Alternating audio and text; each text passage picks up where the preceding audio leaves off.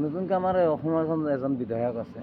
ইমান দিন ভাবিছিলোঁ আমি লক্ষ্মী ভগৱান হয়, দুৰ্গা ভগৱান হয়, মা সৰস্বতী ভগৱান হয়, তাৰপিছত আপোনাৰ দুৰ্গা ভগৱান হয়, বিষ্ণু ভগৱান হয়।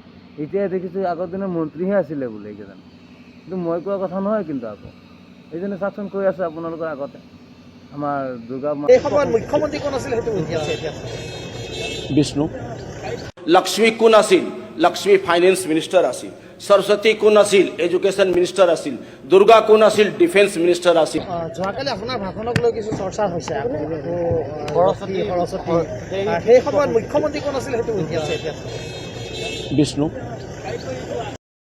চাওক, শুনিলে নে কথাটো শুনিলে নাই?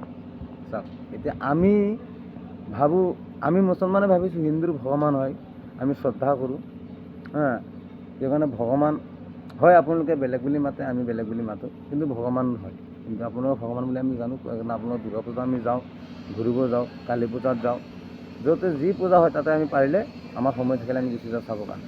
কিন্তু আজিহে আমি গম পালোঁ সেইকেইজন বোলে আগৰ দিনৰ মিনিষ্টাৰ আছিলে, MP আছিলে, কোনোবা আৰু কিবা আছিলে। দেখিলেনে আপোনালোকৰ ভগৱানক কি বনালে? সি ৰাজনীতি কৰি পেলাই পাগল হৈ গৈ পেলাই ৰাজনীতিবিদ বনাই দিলে। ভগৱানকো ৰাজনীতিৰ লগত আনি যোগদান কৰিছে চব।